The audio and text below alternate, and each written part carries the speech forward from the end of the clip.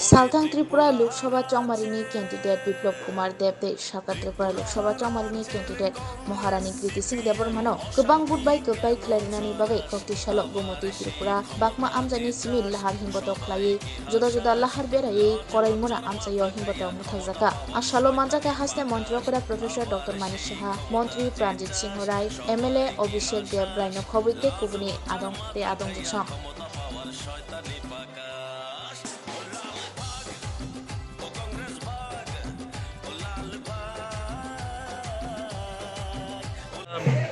19 April পশ্চিম আসনের প্রথম পর্যায়ে যে লোকসভার ইলেকশন সেই ইলেকশনে আমাদের যিনি মনোনয়ন পেয়েছেন সবার প্রিয় এবং আমাদের ত্রিপুরা সরকারের প্রাক্তন মুখ্যমন্ত্রী এবং রাজ্যসভার সদস্য শ্রী বিপ্লব কুমার দেব উনার সমর্থনে আজকে সব জায়গায় আমরা যাচ্ছি। বাগমায় আজকে পদযাত্রা করলাম, প্রচুর পরিমাণে আমাদের কার্যকর্তারা সাথে ছিল।